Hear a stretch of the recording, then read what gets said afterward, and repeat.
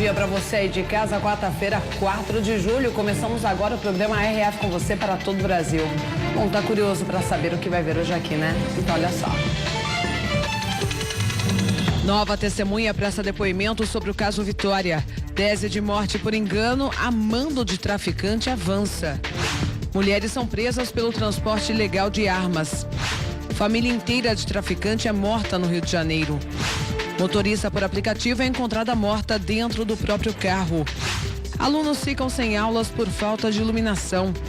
E policiais são presos por suspeita de comandarem milícia. O RF com você está apenas começando. E daqui a pouco também eu vou mostrar aqui no RF com você as receitas alternativas para um dos pratos preferidos dos brasileiros. Você sabe qual é? Já está aí na imagem, né? O macarrão. Quem não ama o macarrão, né? Principalmente de domingo, o macarrão da avó. Dá para fazer com abobrinha, arroz e até chocolate, viu? É ainda hoje essas receitas aí inusitadas. Vamos fazer a primeira pausa do RF com você. Você está me assistindo? Então manda uma foto para mim, quero receber a sua participação. Manda no nosso WhatsApp, viu? Já está na tela 19971024854. Não esquece de mandar o seu. 11h35. Daqui a pouco as notícias do dia, as principais informações, a reportagem especial. Sabe do que nós vamos falar hoje? Sobre macarrão nessa hora do almoço. Tá almoçando, você vai ficar com água na boca, viu? E tem variedades aí de receitas. Tem macarrão de abobrinha, de arroz e até, gente, de chocolate. É daqui a pouco. Esse montão de receita inusitada para você, viu? Vamos ver o clima? Previsão do tempo na tela. Limeira, interior de São Paulo, sol entre nuvens, mínima de 14, máxima de 29 graus. Muito sol em Ourinhos, em mínima 16, máxima de 30 graus. Dia ensolarado também em Botucatu, interior paulista, mínima de 14, máxima de 26 graus. E avançou a tese de que a menina Vitória foi morta por engano diante de uma dívida com um traficante. Uma nova testemunha prestou depoimento. A nova testemunha, que não teve o nome divulgado, prestou depoimento no Departamento de Homicídios e Proteção à Pessoa, o DHPP de São Paulo. Segundo fontes ligadas à polícia, o relato confirma a suspeita de que Vitória foi pega por engano. A testemunha disse que devia R$5.000 para um traficante. Ele começou a vender drogas para pagar a dívida, mas antes de quitá-la foi preso. O traficante achou que estava sendo enganado e começou a ameaçar a família da testemunha. O homem, que prestou depoimento, confirmou que tem uma irmã parecida com Vitória. Ainda de acordo com informações da polícia, a testemunha disse que as 3 pessoas indiciadas por participação no crime teriam sido chamadas pelo traficante para raptar a irmã do devedor. O serviço teria sido encomendado para o servente de pedreiro Júlio César Lima e o casal Bruno Marcel de Oliveira e Maiara Borges de Abrantes. Eles estão presos. Vitória Gabriele, de 12 anos, desapareceu no dia 8 de junho, quando saiu para andar de patins em Araçariguama, no interior de São Paulo. A menina foi encontrada morta 8 dias depois nesta mata. Por meio de uma denúncia, a polícia chegou até Júlio César, que está preso desde o dia 15 de junho. Ele deu mais de 12 depoimentos sobre o que aconteceu. Em todos eles, disse que estava em um carro com um casal. Seriam Bruno e Maiara. Juntos pegaram uma menina em uma rua de Araçariguama. Em um dos depoimentos, divulgado no fim de semana, ele conta detalhes. Vamos dar uma volta, achei que ele estava indo para poder buscar droga. Fui com ele em Itapevi, já fui com ele em São Roque para buscar drogas. Quem estava no carro com ele? Tava ele e mais uma moça. E essa moça quem que é? Eu não conheço, senhor. Sabe o nome? Não, senhor. Júlio nega que estava junto quando a menina foi morta, mas laudos comprovaram a presença de material genético de Vitória nas unhas dele, o que prova que ele manteve contato físico com a menina. Bruno e Maiara sempre negaram qualquer participação no crime. Eu tô tranquila, eu sou inocente. Vai provar como isso? Vou provar. Oxi. O casal prestou depoimentos em várias ocasiões. Teve a prisão decretada na última sexta-feira. A polícia leva em consideração as contradições nos relatos. Além disso, um dos cães farejou a presença de Bruno no local onde o corpo de Vitória foi encontrado. Bruno e Maiara cederam material genético para o confronto com resíduos no corpo de Vitória. Um laudo do IML descarta a DNA da vítima nas unhas do casal. Com o depoimento da nova testemunha, a polícia dá o caso praticamente como solucionado. Os investigadores não sabem ainda se a menina foi morta a mando do traficante ou por uso excessivo de força durante o sequestro. A testemunha foi incluída no programa de proteção à pessoa. Nada foi divulgado sobre o suposto traficante citado nos depoimentos. Ainda aterroriza esse caso da Vitória, né?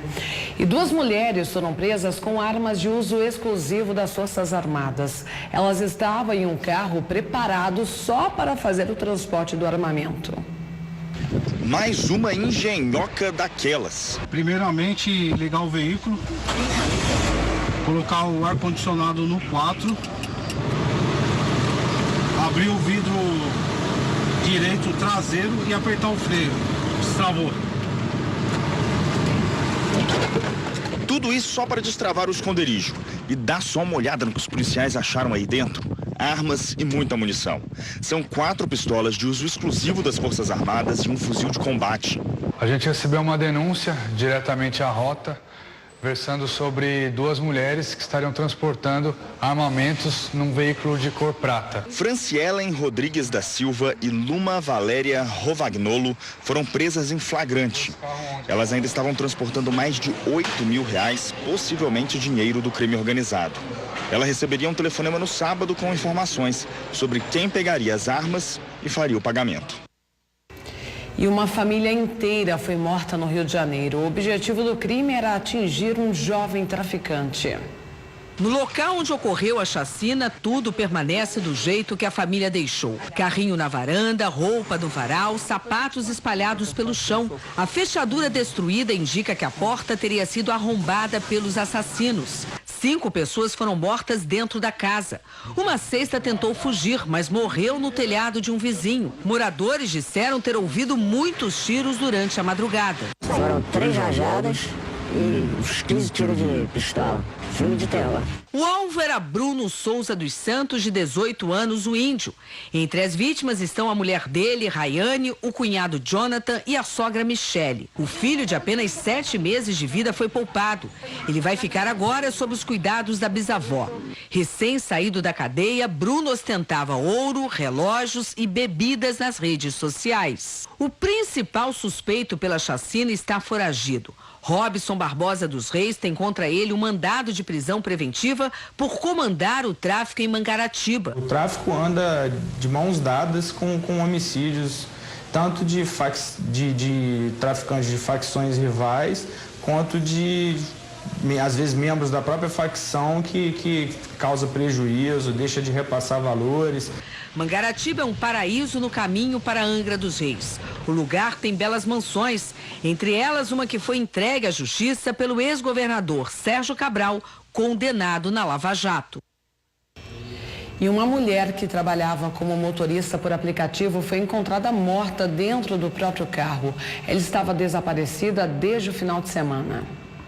O veículo foi encontrado abandonado em uma propriedade rural, quase no limite dos municípios de Mostardas e Palmares do Sul, no litoral gaúcho. Isabel Cristine Lazarim Gonçalves, de 29 anos, estava desaparecida desde o final de semana. Policiais tentarão refazer o trajeto dela desde a região metropolitana até o litoral. Imagens de câmeras de monitoramento instaladas na rodovia que liga a capital às praias podem ajudar os investigadores. Crimes como esse têm assustado quem trabalha transportando pessoas. Em abril deste ano, também no litoral norte, foi morto o motorista de aplicativo Luiz Eugênio de Góes, de 38 anos. Artêmio Costa da Silva e Gabriel Quintana Couto, suspeitos do crime, foram presos dias depois. Colegas de trabalho e taxistas fizeram uma passeata para pedir mais segurança na cidade. Em fevereiro, cerca de 50 motoristas participaram de um buzinaço em Porto Alegre. O protesto foi motivado pela morte de Eduardo Mazzoni Pereira, 37 anos, que trabalhava com aplicativo de transporte. E mistério no Pará, viu? A polícia identificou contradições no depoimento do piloto de uma aeronave em que 2 homens foram mortos. O piloto Sérgio Vanderlei Becker havia dito no primeiro depoimento que teria testemunhado um homicídio em pleno voo e atirado contra o assassino, mas mudou a versão. O piloto teria entrado em desespero, com medo, mas mesmo assim ele simulou uma pane na aeronave. Fez um pouso forçado na água. Ele abriu a porta, já estava meio que aberta, abriu a porta e saiu nadando. E o piloto também abriu uma das portas, saiu, mas permaneceu na aeronave. A aeronave saiu de Guarantã do Norte, em Mato Grosso, com destino a Apuí, no Amazonas. Segundo a primeira versão de Sérgio, os 2 passageiros começaram a discutir e um deles atirou no outro. Em seguida, Sérgio disse que pegou a arma e matou o atirador. O avião perdeu altitude e os 2 homens caíram antes que ele conseguisse fazer o pouso de emergência. O piloto teria sido o único sobrevivente. A polícia confirmou que o bimotor é irregular. Ele não tem registro na Agência Nacional de Aviação Civil. Por causa da contradição nos depoimentos, o piloto será ouvido novamente nos próximos dias. Ele permanece em liberdade por falta de provas. Existe a suspeita de que o avião seria usado para transportar drogas. Sérgio Becker já respondeu em 2015 por tráfico internacional de entorpecentes. O bimotor está parcialmente submerso no rio Jamanchim, oeste do Pará. E a pesca ilegal ameaça uma parceria de sucesso entre pescadores e os botos. Um deles morreu preso em uma das redes. Em Laguna, no litoral de Santa Catarina, pescadores tentam capturar tainhas com tarrafas. Mas eles não estão sozinhos. Botos tornam o trabalho mais fácil. Ou seja, ele empurra os peixes em direção aos pescadores. No momento que as tarrafas são lançadas, né, e que elas batem na água, elas desagregam o cardume e o boto sai feliz porque pega lá o seu peixe, enquanto que o pescador também consegue ter sucesso na captura. Nesta semana morreu um dos botos pescadores, emaranhado numa rede de pesca colocada indevidamente no rio. Era o Tufão. Cada boto tem um nome na lagoa. Aqui nós temos boto hoje vivo. Tem o Scooby, o Caroba, tem o Borracha, a bota do rio. É uma notícia triste que cada vez que a gente perde um botinho, a gente perde um ente da gente também. Porque fazem parte da nossa família. A gente conhece cada boto que tem aqui na lagoa, a gente conhece. A gente sabe o nome de um por um. De 2017 para cá, 8 botos morreram. Pelo menos em 5 casos, as redes clandestinas causaram os acidentes. A Polícia Militar Ambiental já apreendeu várias redes pela região. Quem é flagrado responde a processo, paga multa e pode até ser preso. Mas a fiscalização não é suficiente. O nosso efetivo ele é reduzido, o nosso efetivo ele é antigo, né? Assim como todo o estado, né? Está passando por uma dificuldade muito grande. A Prefeitura de Laguna estuda proibir a pesca com redes no rio, uma medida mais drástica para garantir a espécie. Hoje são cerca de 50 botos na cidade. Metade ajuda os pescadores. Um comportamento repetido por filhotes há mais de 150 anos. Difícil preservar a espécie assim, né? E em Porto Alegre, a falta de iluminação tem impedido alunos de estudar. Olha só o absurdo. Corredores escuros e vazios. Lá fora, a explicação: no poste que sustentava a nova caixa de luz, só resta a fiação cortada. É uma frustração muito grande saber que mesmo com tudo que a gente está batalhando, lutando, correndo atrás, pedindo atenção, a gente continua nessa insegurança constante. Inclusive, alguns pais pararam totalmente de trazer seus filhos agora para a escola pela questão da segurança. Foram mais de 20 dias no escuro até que o Estado reinstalasse a fiação. E os alunos dos ensinos infantil e fundamental já não vinham para a escola em dias nublados. É que para estudar, eles dependiam da luz do sol. E agora vão continuar dependendo. As janelas são disputadas. As crianças se aglomeram onde tem mais luz.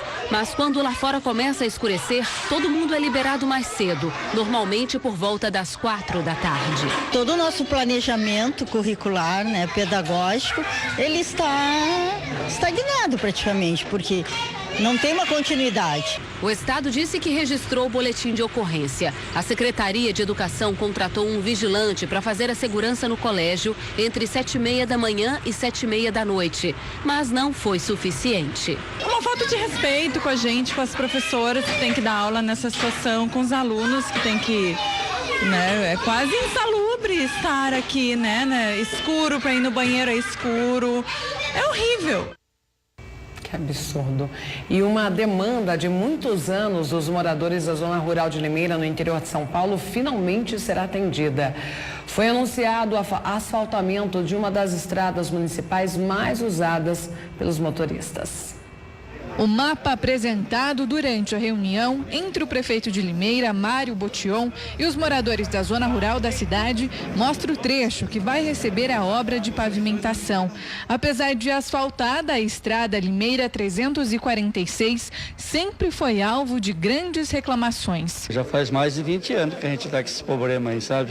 Para ser resolvido, e agora eu creio que vai ser resolvido esse problema nosso, porque aqui chovia era barro e no sol aquela poeira que ninguém aguentava mais aqui.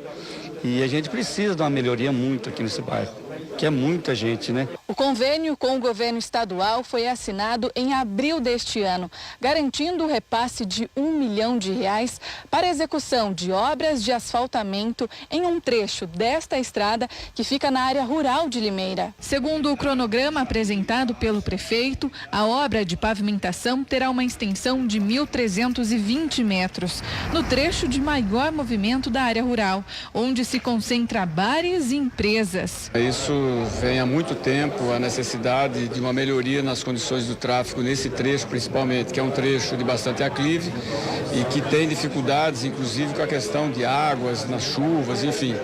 É uma reivindicação bastante antiga e que agora, nesse momento, nós estamos colocando em prática o asfaltamento de um trecho importante aqui na chamada Estrada Zé do Pote. A obra está prevista no valor de R$1.298.000. Desse montante, R$1 milhão será de repasse estadual e a diferença do valor correspondente à contrapartida do município para custear os serviços. A previsão de entrega é de 3 meses, o que deve mudar a rotina de quem mora próximo à estrada, que fica entre os bairros Loiolas e Pereiras. Os prazos licitatórios, eles devem acontecer dentro dos próximos 60 a 90 dias. Feita a licitação, o prazo de obra está estimado em 3 meses. No momento oportuno, a comunidade vai ter que entender que vai ter um pouquinho de desconforto, mas certamente eles entenderão que é um desconforto rápido, porque depois do desconforto vem a melhoria, que é a estrada asfaltada. Vai ter todo um trabalho, a empresa certamente é vencedora. Dentro do processo licitatório tem as recomendações para que isso seja feito da maneira adequada e não acredito que tenha nenhum tipo de problema que venha a causar transtornos maiores. Daqui a pouco mais notícias aqui no RF com você. Agora uma pergunta, quer ganhar a nova grana de até R$100 mil da promoção Onda Prêmios? É claro que eu quero, né, Marielle? O que você faria com R$100 mil caindo na sua conta em poucos dias, hein? Agora imagine você conquistando uma fortuna de até R$1 milhão. Enquanto você pensa no que faria com essa grana toda, pega o seu telefone e vai ligando para o novo número, é isso mesmo. O número do Portal de Voz agora mudou para 04949 2049 1519. Tem que anotar, viu? Automaticamente você concorre a até R$100 mil, mais até R$1 milhão e tem também R$5 mil toda quarta e todo sábado. Não é brincadeira não, tem que anotar o telefone agora, ligar e concorrer. Como eu sempre digo, eu, Marielle, não posso participar porque trabalho aqui na Rede Família, mas você pode, então boa sorte. Voltando às notícias e de volta também ao Rio de Janeiro para mostrar como funciona a expansão do tráfico de drogas. Um local que era conhecido pela segurança começa a sofrer com a ação dos criminosos. Entre os prédios altos e os sobrados antigos, o tráfico achou um novo esconderijo. Essas imagens mostram a movimentação de suspeitos na rua Leandro Martins. O local não fica dentro de nenhuma comunidade. Está no coração do Rio de Janeiro. A rua fica a pouco mais de 100 metros da Avenida Presidente Vargas. Logo atrás está o Morro da Conceição, sítio histórico que virou ponto turístico depois da revitalização do porto. Lá não pode ter câmera, não pode filmar, não pode fazer reportagem, não pode nada, lá é complicado, entendeu? Lá quem manda lá realmente é o crime. O relato é de uma empresária da região. Segundo ela, há 1 ano, bandidos ocuparam um imóvel abandonado e instalaram um ponto de venda de drogas. Toda hora é tiroteio, toda hora é assalto. Qualquer cliente que entra para comprar ou para fazer qualquer serviço naquela rua é assaltado. A suspeita é que os traficantes sejam do Morro da Providência. Eles teriam escolhido esse ponto no asfalto para expandir território. Esses teriam sido os últimos registros feitos na rua. É que, segundo os comerciantes, os traficantes teriam exigido que todas as câmeras de segurança fossem retiradas. Assim, o comércio de drogas funciona livremente em plena luz do dia. Quem precisa passar pela região cobra uma solução para que o asfalto não vire um novo território do crime. É uma rua com comércio muito bom e também profissionais que atendem. Vou torcer para que tudo corra bem, isso não modifique aqui essa rua. Agora o registro de um tipo de crime que não para de crescer. Os crimes envolvendo o transporte público. Só em São Paulo, 40 pessoas são vítimas todos os dias. Rafael já foi roubado dentro do metrô em São Paulo. O vagão estava lotado e o ladrão deixou um prejuízo de R$2.000. Eu estava voltando da faculdade, né, porque eu era universitário. E pelo fluxo de pessoas esse horário, né, a saída de universidade lá do centro de São Paulo é muito intenso, né? Foi a hora que esvaziou, que a gente estava fazendo a baldeação na Sé para a linha vermelha. Foi a hora que eu pus a mão no bolso e aí eu percebi que levaram meu celular. A Daiane passou por uma experiência parecida, só que dentro de um ônibus do transporte coletivo da capital paulista. Um ônibus lotado, o rapaz abriu a bolsa, consegue abrir a bolsa e pegar o celular. São 2 exemplos de um tipo de crime que cresce e já não deixa mais ninguém seguro no transporte público. Há casos ainda mais graves porque envolvem violência. Em abril, o desespero tomou conta de quem estava dentro deste ônibus. O assalto foi em frente a um ponto de ônibus desta avenida movimentada da Zona Sul de São Paulo. Um policial militar à paisana estava no ônibus e viu quando 3 suspeitos entraram. Quando eles começaram a assaltar os passageiros, o PM reagiu. Começou uma intensa troca de tiros. O policial, um bandido e um passageiro morreram. A cada dia, 40 pessoas passam pela experiência negativa de serem roubadas no transporte público do estado de São Paulo. Essa é a média, com base na estatística da Secretaria de Segurança Pública nos últimos 2 anos. Nesse período, foram mais de 30 mil ocorrências. 75% das pessoas foram vítimas de furtos e as outras 25% de roubos. É pra ser nenhum, né? Era pra ser nenhum. Não é difícil acabar, isso aí vai se acontecer diariamente com todo mundo, né? É bem... Tem que se prevenir. É, mas tem como também, né? Que a pessoa chega com uma arma, chega te ameaçando, você não tem reação. Nos 3 primeiros meses deste ano, já são 3 mil roubos no transporte coletivo do estado. No Rio de Janeiro, casos assim já se tornaram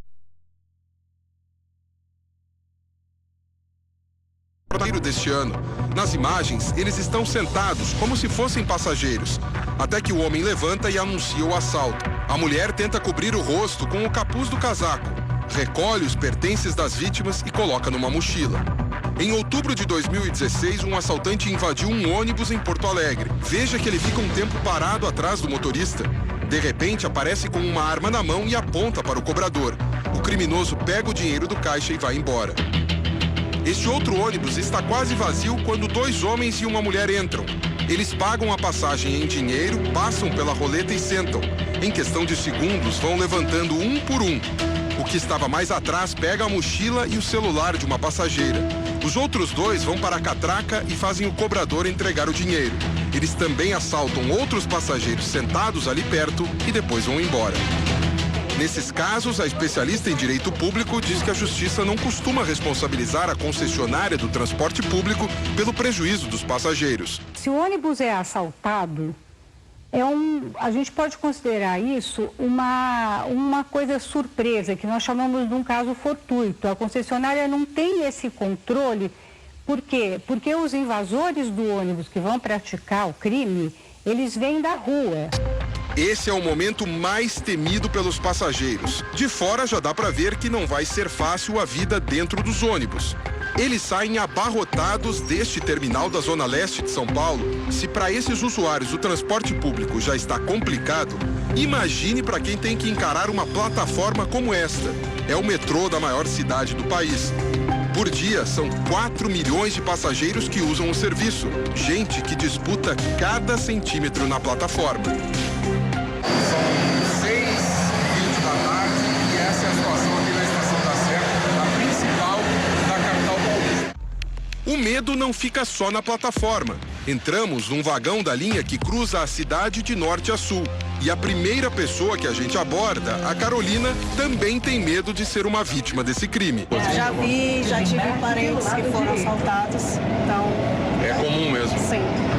No caso do metrô, a empresa é responsável por qualquer roubo que acontece dentro das dependências do serviço, segundo a especialista em direito público. Até pelo tipo de transporte, que é um transporte subterrâneo, em que a pessoa, o passageiro e mesmo os funcionários do metrô, eles não têm como sair. Então, a cautela, nesse caso, tem que ser redobrada. E por isso mesmo é que eles instalam câmeras de segurança, por isso mesmo é que eles levam guardas deles, né, os vigilantes deles, para monitorar o movimento. Então, nesse caso, uma violência nesse caso é passível, eu entendo que é passível de ressarcimento, sim, pela empresa. E esse entendimento vale também para os casos de furtos.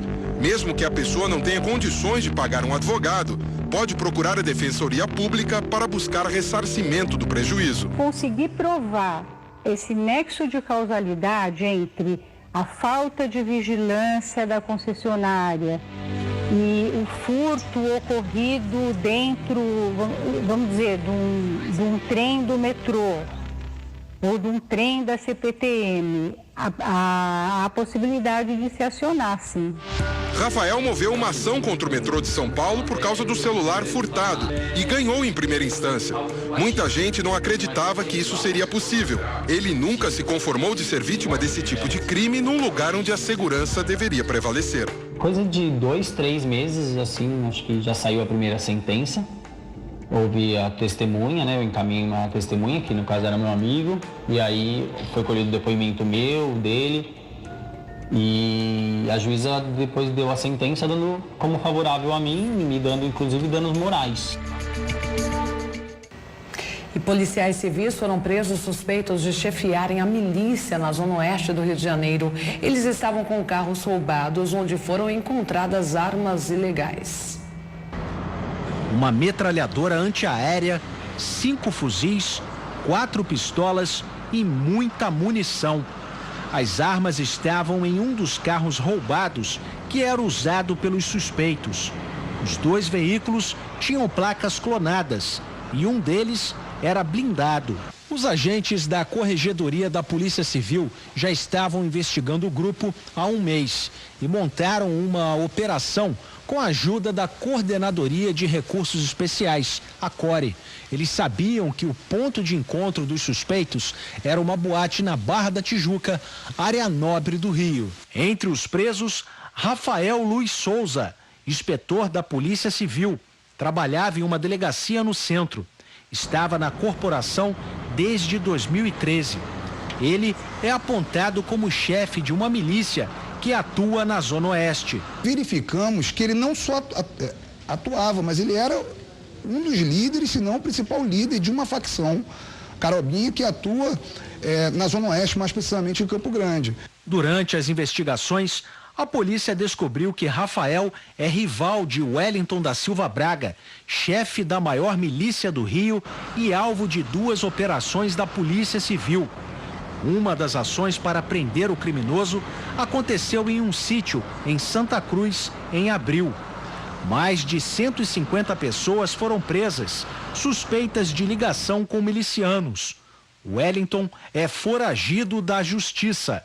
Além do policial civil, também foram presos os ex-policiais militares Antônio Carlos de Souza Filho e Célio Alves Palma Júnior.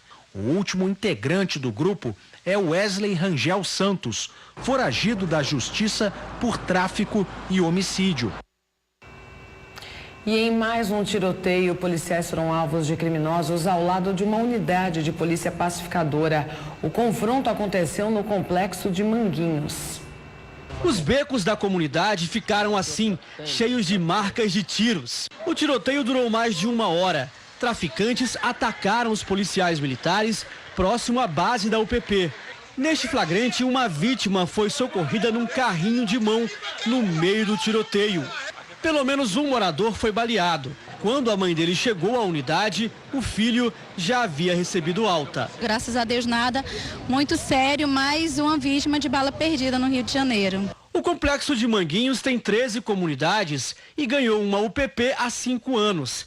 Fica ao lado de 2 das principais vias expressas do Rio, Avenida Brasil e Linha Amarela. A circulação dos trens na região teve de ser suspensa por mais de 1 hora. Motoristas entraram em desespero nas principais avenidas da região. Eles deram a marcha ré e outros esperaram para seguir viagem, só depois que a situação voltou ao normal. O medo era tanto que passageiros deste ônibus desembarcaram no meio do caminho, uma tentativa de escapar de balas perdidas. Os traficantes atacaram a base da UPP diversas vezes. Por causa dos confrontos, mais uma vez, as aulas foram suspensas na região.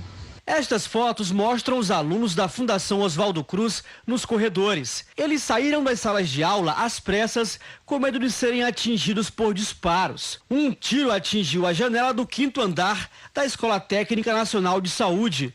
Moradores usaram as redes sociais para pedir socorro. Um deles escreveu: cuidado ao sair de casa, escolas em estado de alerta total com as crianças que ainda não conseguiram ser liberadas. Policiais fizeram buscas com um veículo blindado branco na tentativa de localizar os atiradores. E em Contagem, na região metropolitana de Belo Horizonte, menores infratores chegam a ficar até 200 dias em uma delegacia, onde eles só poderiam ficar até 5 dias.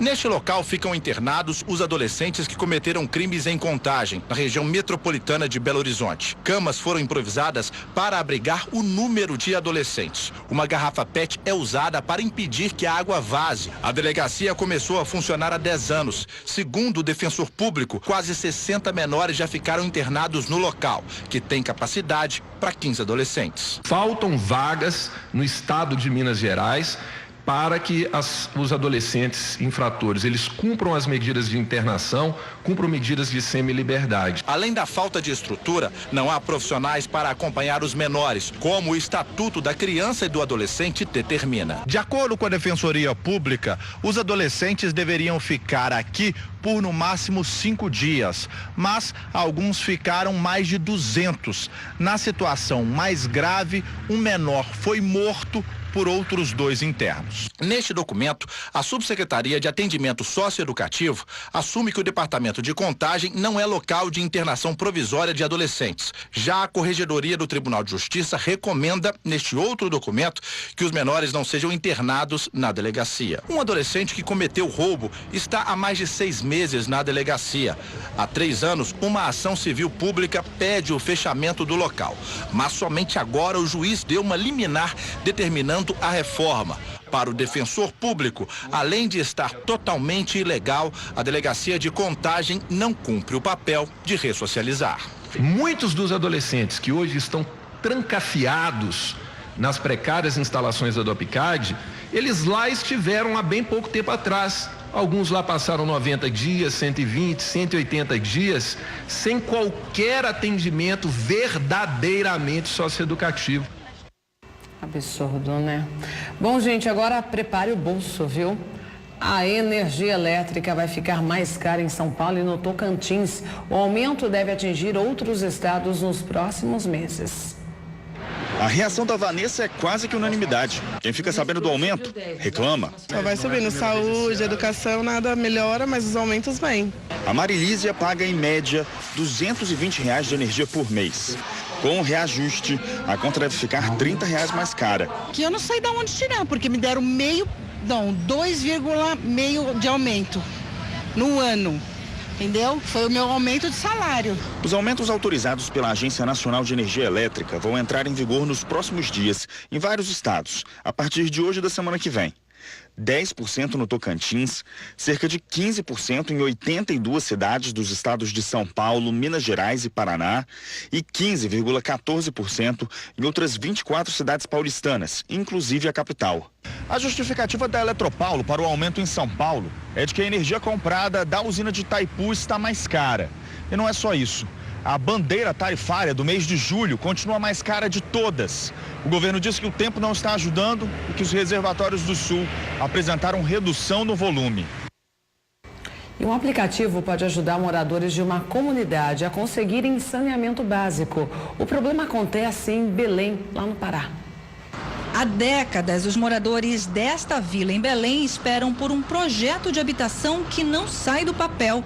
Aqui, mais de 2.300 famílias dependem da água que sai de um cano quebrado no meio do lixo. Lixo que não falta, está espalhado por baixo das casas de madeira. O esgoto é a céu aberto, ele vai diretamente para a água da Baía do Guajará. A gente está perdendo a nossa clientela porque polui o bairro que a gente mora. Na última pesquisa divulgada pela Associação Brasileira de Engenharia Sanitária e Ambiental, a capital paraense apareceu como a segunda entre os estados do norte e a quarta de todo o país com o pior saneamento básico. Apenas 80 cidades brasileiras foram aprovadas no estudo. O saneamento, infelizmente, não é prioridade há muito tempo. Como explicar que Belém foi uma das principais capitais brasileiras em termos de infraestrutura de esgotamento sanitário e hoje nós saímos das principais capitais com essa infraestrutura para uma das piores do Brasil. Mas a Agência Nacional de Águas quer mudar isso. Em 8 anos de estudos, desenvolveu um aplicativo para celular. O aplicativo promete dar uma visão detalhada sobre a coleta e o tratamento do esgoto e o abastecimento de água em cada cidade.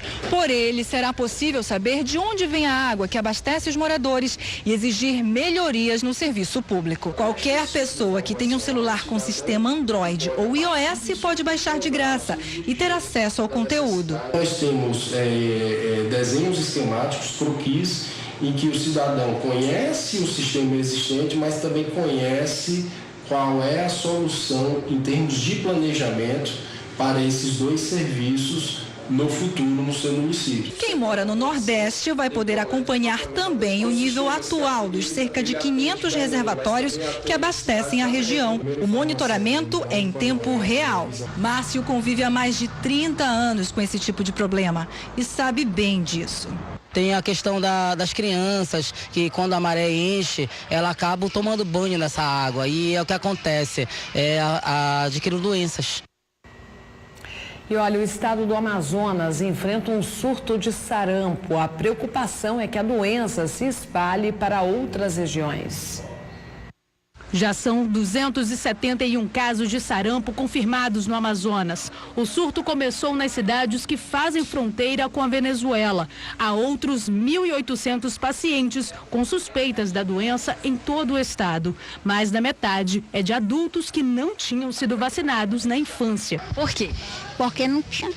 Nós morávamos no interior. A prefeitura decretou situação de emergência pelos próximos 180 dias para dar mais agilidade às ações de combate ao sarampo. 120 agentes estão nas ruas fazendo a vacinação e outros 140 vão ser contratados ainda este mês. Só esse ano já foram distribuídas mais de 400 mil doses da vacina no estado. Na semana passada, um bebê de 7 meses e outro de 9 meses morreram com suspeita da doença. Eles não tinham sido vacinados. A gente alerta os pais da importância dessa vacinação. Ela continua assim nas unidades, não só para as crianças, mas para as pessoas até 49 anos. Bom, você vai conhecer agora um tipo de celular que aumenta ainda mais a insegurança em presídios. É a venda ilegal de um mini aparelho do tamanho de um dedo, isso mesmo, que quase não tem metal. De tão pequeno é possível fechar uma das mãos e esconder o aparelho. Esses são os chamados microcelulares, um produto não homologado pela Agência Nacional de Telecomunicações, mas que pode ser encontrado em quase todos os sites de comércio virtual. Alguns cliques e o comprador recebe uma caixinha discreta. Fizemos contato com um dos vendedores que se propôs a entregar em mãos. O local escolhido foi um posto de combustíveis. Ele chega de carro e traz uma pequena caixa de onde tira o celular e explica como funciona. O telefone é só encaixar aqui, ó. Você encaixou, dobrou, deu uma voltinha assim, ó, pro lado. Com um teclado minúsculo e um pequeno visor, o aparelho serve somente para o envio de mensagens de texto e para as chamadas.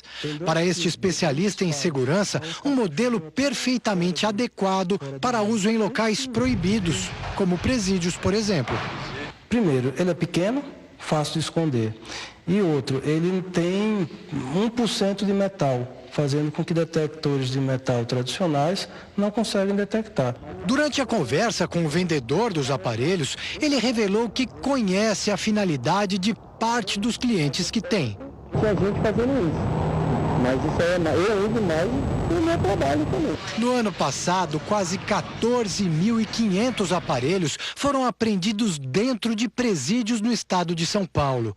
A Anatel solicitou em maio do ano passado que um dos principais sites de comércio online retirasse anúncios dos mini-celulares.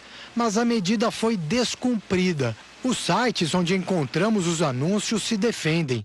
Ambos alegam disponibilizar de um botão de denúncia para que os próprios usuários alertem os administradores de práticas irregulares. Um deles informa também que anúncios de itens ilegais são proibidos, mas que a regra é desrespeitada por usuários de má índole e justifica que negociações e vendas são realizadas fora do ambiente virtual da empresa. Portanto, não haveria intermediação nas transações. Para o especialista, a Anatel possui ferramentas disponíveis para bloquear o uso de aparelhos clandestinos por meio do e-mail, um número de identificação único que apenas os celulares homologados possuem. Tecnicamente é muito simples, porque cada aparelho no mundo, em tese, deveria ter um número único de e-mail. Criminosos inventam cada coisa, né? E mais de 3.000 lojas em shoppings do Rio de Janeiro já foram assaltadas e isso mudou o comportamento claro de quem trabalha em locais assim. Em 8 anos de trabalho em shopping, esse vendedor que prefere não mostrar o rosto já perdeu as contas de quantos furtos e assaltos presenciou. Nunca saí sozinho, em dupla, sempre em 3 ou mais pessoas, até mesmo para nós não nos tornarmos alvos fáceis dos milhares. Nas passarelas e pontos de ônibus, nas entradas e saídas de shoppings, não é difícil encontrar quem já tenha sido vítima. Tava de costa no ponto, sozinho, o rapaz me rendeu por trás e pegou meu celular e o dinheiro e foi embora correndo. Até pouco tempo atrás, shoppings e estabelecimentos comerciais fechados, de uma forma geral, eram considerados espaços seguros. E até isso colaborou para o aumento da violência. É que por ter essa falsa sensação de segurança, muita gente acaba descuidando um pouco mais e facilitando a ação dos bandidos. De acordo com o Instituto de Segurança Pública, no ano passado, o número de roubos dentro dos shoppings quase dobrou. Em 2018, mais de 3.000 estabelecimentos comerciais foram roubados no Rio. No início da semana, criminosos assaltaram uma joalheria num shopping em Del Castilho, na zona norte da cidade. Policiais e bandidos trocaram tiros. Em março, uma outra joalheria no shopping de Botafogo, na zona sul, também sofreu com a ação dos criminosos. Um motorista chegou a ser feito refém. Também houve tiroteio. Esse especialista diz que a segurança nos shoppings ainda está muito aquém do esperado. Nós temos menos repressão policial nas ruas, isso faz com que as pessoas escolham frequentar os shoppings, né? E permite que os criminosos entrem no shopping e saiam já tendo a certeza de que dificilmente vão encontrar com a repressão policial nas ruas. Com tanta insegurança, quem frequenta esses espaços tem se protegido como pode. É bom evitar mexer com o celular. Principalmente aqui, né? Quem quer trabalhar ou passear num lugar assim, né? Eu não. No Rio Grande do Sul, irmãos gêmeos comemoraram o aniversário de 102 anos. É isso mesmo que você ouviu. 102 anos, olha só. Depois de se encontrarem no domingo, os gêmeos Godofredo e Francisca comemoraram separados a chegada dos 102 anos. Ele na clínica geriátrica e ela na casa da filha. Não poderia haver motivo melhor para a dupla comemoração. Os irmãos nasceram em 1916. Poucos brasileiros têm a chance de chegar tão longe. Segundo o IBGE, o Brasil tem mais de 32 mil pessoas com mais de 100 anos. Dona Francisca mostra uma vitalidade que impressiona. A vovó centenária diz que não é difícil passar dos 100 anos. É viver bem com a família, com a bicharada que sempre criou. Sempre é normal. Eu tenho 44 anos, está com a minha avó viva e as minhas filhas, a minha filha de 18 anos está com a bisa, sabe? É uma emoção muito grande, meus primos e os filhos deles estarem convivendo com ela. A festa do seu Godofredo reuniu filhos, amigos e funcionários da clínica. Ele era mais do silêncio, de ficar tranquilo, mas esse tipo de festa tem que fazer, né? Porque tu não pode deixar chegar a 102 anos, não ter uma festa todo ano, né? A idade comprometeu a visão e a fala do bancário aposentado. Mas em um dia de tanto carinho, seu Godofredo não precisou de qualquer palavra para dizer o quanto gostou do aniversário. Eu acho que o exemplo foi uma rotina que ele manteve a vida inteira. Ele bebia muita água, ele se alimentava bem. Cada um dos gêmeos teve 4 filhos. Juntos, eles têm 17 netos e 20 bisnetos. Uma família grande que já planeja a festa do ano que vem. De chocolate, imagina só. Vamos para algumas participações? Podemos colocar na tela? Vamos lá. Beijão pro Hernani de Catolé do Rocha, Paraíba, super beijo. Eduardo de Fortuna, Maranhão, beijão da Tia Mar. O Francisco de Jaguariúna, interior de São Paulo, amo Jaguariúna, viu? Uma cidade muito linda. José de Angatuba, interior paulista também, super beijo. O Carlinhos de Acopiara, Ceará, beijão. Essas foram as primeiras participações. Pode fazer sua selfie também, me mandar no WhatsApp, viu? Não esquece do seu nome e da sua cidade, 19971024854. Só vale, se prepare para ter água na boca. Se você gosta de macarrão, então, essa reportagem é para você. É que versões alternativas do prato estão em alta. A massa pode ser feita com diversos ingredientes: espinafre, abobrinha, arroz. E, gente, eu tô duvidando, viu? Só quando eu ver na reportagem vou acreditar. Até de chocolate. Então pode rodar. Massa de todos os tipos, cores e sabores. Tá vendo essa medalha aqui de bronze? É do Brasil. Sabe por quê? O Brasil é o terceiro maior produtor e consumidor mundial de macarrão. E não entram nessa conta aí as versões criativas que nós temos aqui no Brasil. Quer exemplos? Olha aqui, ó. Macarrão de abobrinha.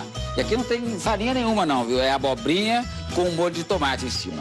Esse aqui é com tinta de lula.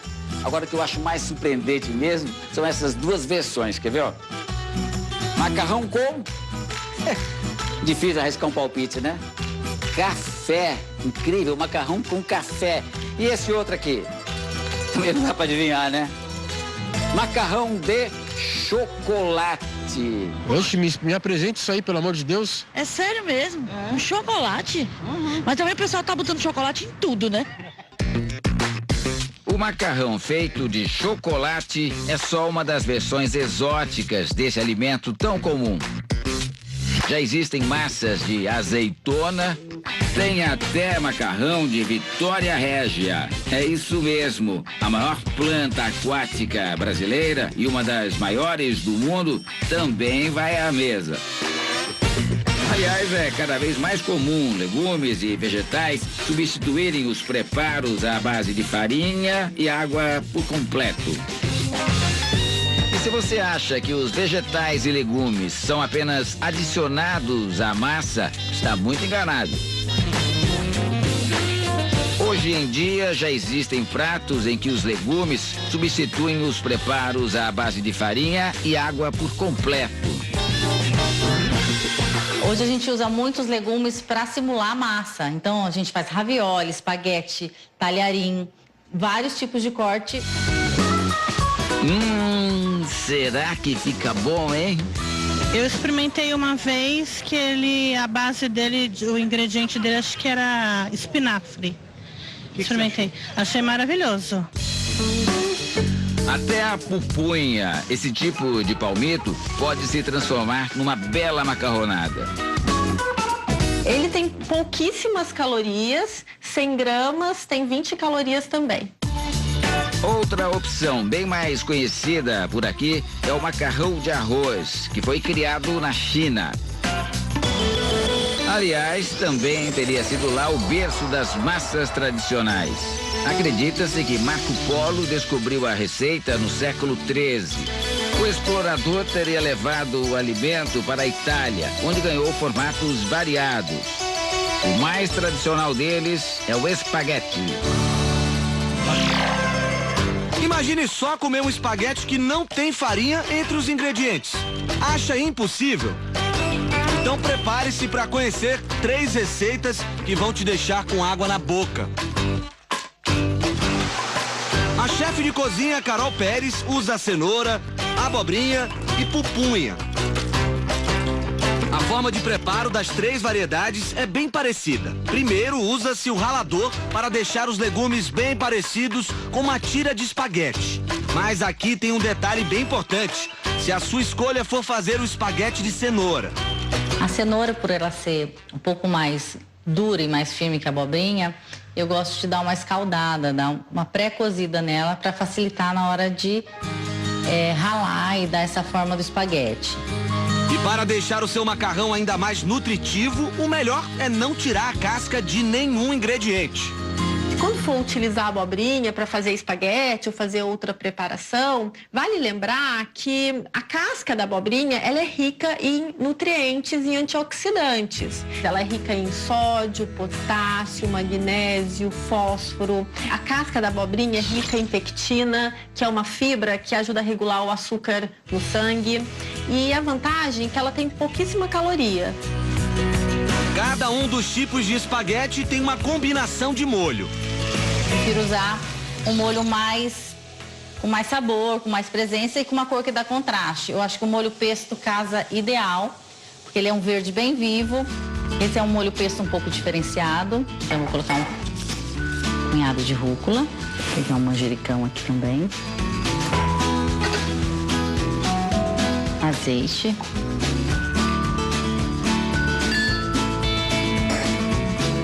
Parmesão e um pouquinho de cebola roxa.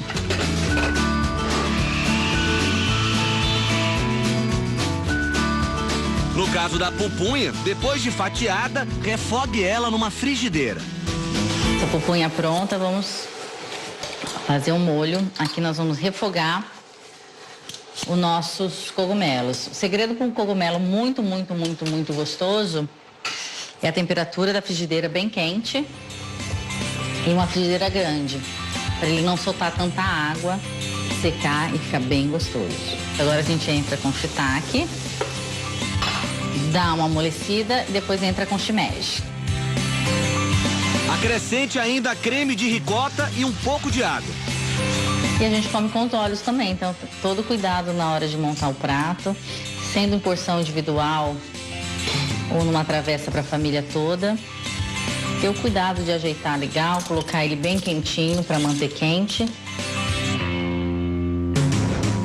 Já o espaguete de abobrinha vai bem com qualquer tipo de molho. Então você pode passar só na manteiga, você pode fazer alho e óleo, você pode usar um molho à bolonhesa, um pomodoro. Na casa da Estela, o macarrão de abobrinha é presença quase que diária na marmita. Eu como umas 2, 3 vezes na semana, de formas variadas e eu gosto bastante. É um prato que ele sai do tradicional prato de marmita do dia a dia, né? Então você consegue colocar ali um sabor, um tempero a mais e deixar ali sua alimentação saudável e bem prática, né? Voltei ao vivo nessa quarta-feira, 4 de julho, e vamos continuar a ver as receitas alternativas de macarrão. Você já anotou aí alguma para fazer aí na sua casa? Olha só que tem mais a partir de agora, inclusive macarrão, gente, de chocolate. Se para fazer a massa tradicional é preciso ter uma boa máquina de macarrão, no caso do espaguete de legumes, a peça fundamental é o ralador. Nas lojas é possível achar diversos modelos e preços. A gente tem de ralador de R$ 2,50 a raladores de R$ 150. O resultado final praticamente o mesmo, aí vai do seu bolso, do seu gosto e da quantidade que você vai utilizar. Mas se você quiser arriscar suas habilidades na cozinha, ainda é possível cortar tudo assim, bem fininho, com uma boa faca afiada. Cara de macarrão, ele não tem. Mas o bifum é uma massa muito tradicional entre os orientais. Feito com arroz e água, ele não pode faltar na casa da Fernanda. Apesar de menos calórico, o bifum é rico em carboidratos. Para equilibrar o prato, é importante escolher bem os acompanhamentos. Uma boa opção da massa de arroz, do bifum, é preparar com legumes no vapor e adicionar alguma proteína junto. Dica seguida à risca por aqui. Fernanda rala cenoura e pepino. Ela também usa o cane, esse bastãozinho feito com carne de peixe. Agora vamos colocar na água o bifum. São 3 minutos no fogo. Depois de uns 3 minutos, a gente pega o macarrão, põe para escorrer e dá o choque térmico. O macarrão parar de cozinhar e ele ficar mais crocante. A massa descansa por 15 minutos na geladeira. Tempo de fazer uma omelete simples e fatiar. Hora de montar o prato. Pane. O tempero é a gosto. Fernanda, o legal disso tudo é que assim, você tem uma família bastante eclética, inclusive em termos de sabores, né? Com certeza. É que seu Takashi gosta mesmo de churrasco. Vamos fazer o seguinte? Vamos fingir que isso aqui é um belo pedaço de picanha e vamos comer? Aí sim. Aí sim.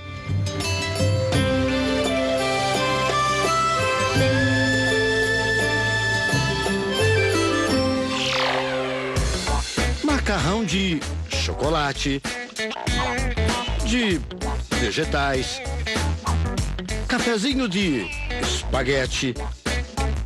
É isso mesmo. Nós viemos a São Roque, no interior de São Paulo, nesta fábrica de massa, porque descobrimos que além do espaguete tradicional, aqui eles fabricam também espaguetes exóticos. Eu estou com o chefe Robson aqui. O chefe Robson teve a ideia por causa da alimentação dos filhos. Eles eram mais criancinhas, eles tinham uma certa dificuldade de comer. E quando eu fazia um macarrão diferente para eles, eles adoravam. As massas são feitas com legumes, verduras, farinha, ovo e água. E será que para esticar e moldar a massa, o chamado laminar, é preciso deixar ela descansando? Mito ou verdade? Existe um grande mito aí que a massa fresca tem que descansar por tantos minutos para começar a laminar ela. Isso aí não é verdade. Você já fez a massa, já está prontinha, já pode laminar, já pode fazer o seu formato e cozinhar e servir. Depois de cortar a massa, agora eu vou intercalando essas tiras, uma do lado da outra. Para o molho, uma mistura de ervas e manteiga. Tem ainda a sobremesa de macarrão, claro.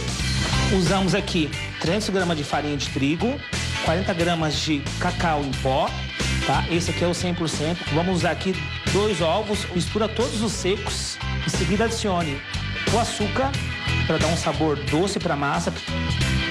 Massa pronta, é hora de deixar ela bem fininha. Massa cozida. Maracujá. É hora do molho. Uma colher de sopa bem cheia de açúcar. O espaguete de chocolate com a calda de maracujá é a sobremesa, certo? Isso mesmo. Mas tem gente que depois do almoço, chefe, prefere tomar um cafezinho. Agora, para quem não gosta de beber o cafezinho, pode comer... comer um bom espaguete de café. De café? Eu nunca ouvi falar de espaguete de café. Vamos fazer um espaguete de café e o molho, vamos fazer um molho pingado. Pingado o molho? Tipo café com leite aqui de São Paulo. A forma de preparo da massa de café é igual às anteriores. Aqui, o que chama atenção é o molho. Eu já tenho aqui uma base de molho branco, tá vendo? Uma base de molho branco. Café solúvel. Requeijão.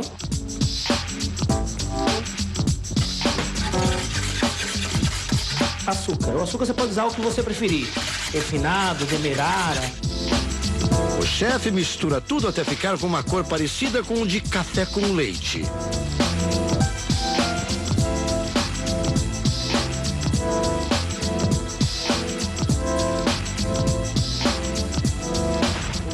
Quanta curiosidade.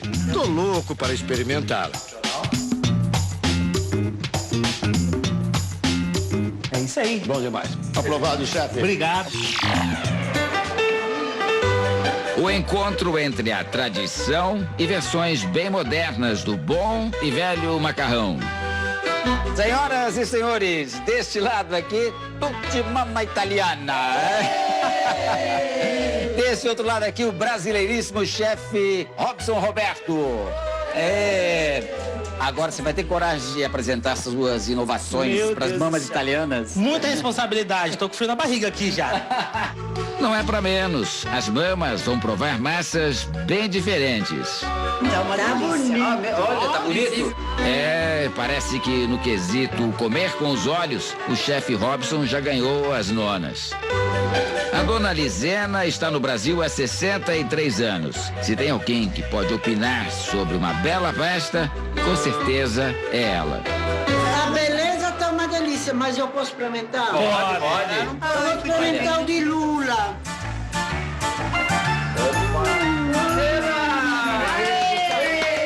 É bom, filho, é muito bom. Mas o que será que elas acharam do macarrão de chocolate? Que tal, hein? Que tal? Muito bom. É mesmo? A comilança aqui vai longe. Todo mundo gostou? Uma delícia. Adorei. Obrigado. Olha, pera aí. Então tem que presentear agora o chefe Robson, o Roberto, com o quê? Com a canção, uma música italiana. Qual seria? Mamma mia, quanta delícia, né? Um caso impressionante na Tailândia tem chamado a atenção do mundo. Um grupo de jovens está preso há mais de 10 dias dentro de uma caverna. Eles foram encontrados, mas o resgate pode durar até 4 meses. O vídeo mais recente, divulgado pela Marinha Tailandesa, mostra os 12 meninos e o técnico de futebol no interior da caverna. Alguns deles vestindo cobertores térmicos, depois de terem recebido alimentos de alto valor energético. Com aparência magra e abatida, mas bem de saúde, segundo os médicos. Um a um eles se apresentam. Após o nome, a mensagem de alívio aos familiares. Estou bem, repetem. Do lado de fora, as mães dos garotos assistem às imagens emocionadas. No acampamento montado na montanha, as equipes trabalham sem parar. O desafio é encontrar uma forma segura de resgatar o grupo. As chuvas fortes ameaçam inundar ainda mais o interior das galerias, bloqueando a passagem. Para alguns especialistas, a única solução será todos retornarem com o uso de equipamento de mergulho. Uma ação arriscada. A maior parte dos garotos não sabe nadar e poderia entrar em pânico durante o retorno. Eles ainda teriam que usar máscaras de respiração cobrindo todo o rosto, por causa da forte correnteza. Por enquanto, o plano das autoridades é continuar enviando medicamentos, água e comida para os jovens. O objetivo é enviar mantimentos suficientes para que o grupo consiga, se necessário, sobreviver por 4 meses dentro da caverna. Médicos e enfermeiros já se dispuseram a permanecer com eles no local e prestar atendimento pelo tempo que for preciso. Bom, a gente sempre fala sobre favorecimento de pessoas com influência aqui no Brasil, mas olha essa.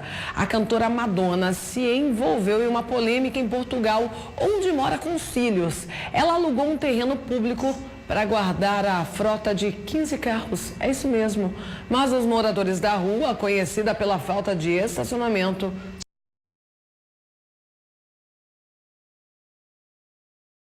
Estacionar em Lisboa, ainda mais nas regiões centrais, não é tarefa fácil. Preciso ter algum tempo e paciência para procurar lugar e para estacionar. Se já é complicado para quem tem 1 ou 2 carros, imagina para quem tem 15.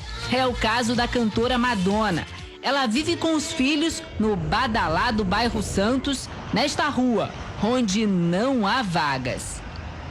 A Câmara Municipal de Lisboa resolveu dar uma ajudinha. Cedeu este terreno para a cantora estacionar a frota de veículos. O lugar fica a poucos metros da casa dela. Uma situação que gerou insatisfação entre os moradores. Os grandes têm tudo e os pequenos não têm nada. Pode ter mais fama que eu, é normal. Mas a nível de pagamento acho que devia ser igual para todos, não é? Essa não é a primeira vez que Madonna tem problemas com estacionamento. Em Londres e em Nova York, ela colecionou multas por parar o carro em lugar proibido. Segundo a Câmara Municipal de Lisboa, a rainha do pop vai pagar 720 euros por mês, o equivalente a R$ 3.200. Valor quase 4 vezes menor do que ela pagaria se achasse vaga para todos os carros no parquímetro da rua. Para os lisboetas, um privilégio que não se justifica. Mais baratos do que o preço normal. Supostamente uma pessoa que tem mais poder de compra acha ridículo.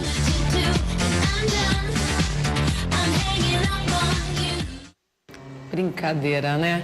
Bom, gente, daqui a pouco eu vou mostrar as participações. Se você mandou sua selfie, fica de olho, porque eu vou mandar o beijo e o abraço daqui a pouco, viu? Mas antes, eu quero falar sobre o tema de amanhã do RF com você. Estará sentado aqui nessa poltrona um especialista de bandeiras. É isso mesmo. Ele vai falar com a gente sobre os significados de cada bandeira. Aproveitar que a gente está na Copa do Mundo, não é mesmo? A gente acaba conhecendo aí as bandeiras dos diversos países que participam desse campeonato mundial. Aí a gente fica curioso.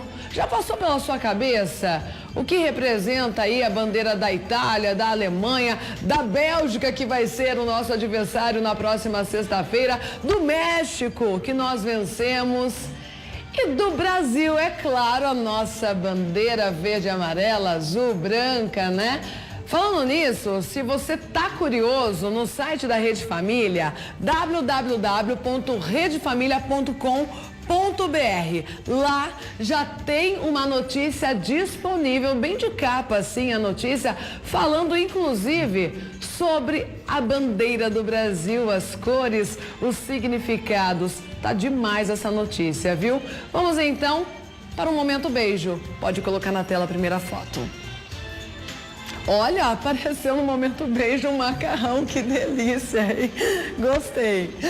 Beijão pra Marinete de Água Azul, Pará, super beijo. Com essa fome ainda que eu estou, né?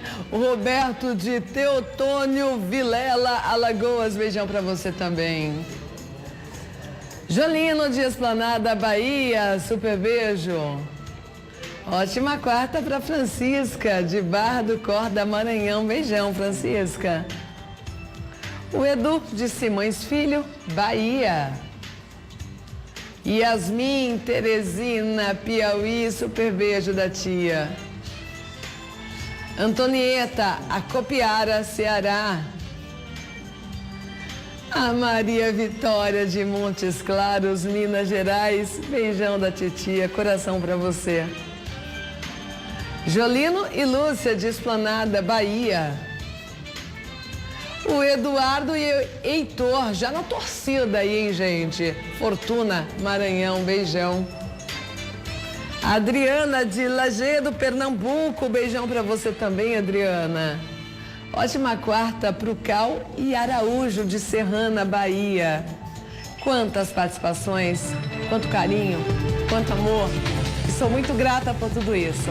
Um beijão e até amanhã, se Deus quiser.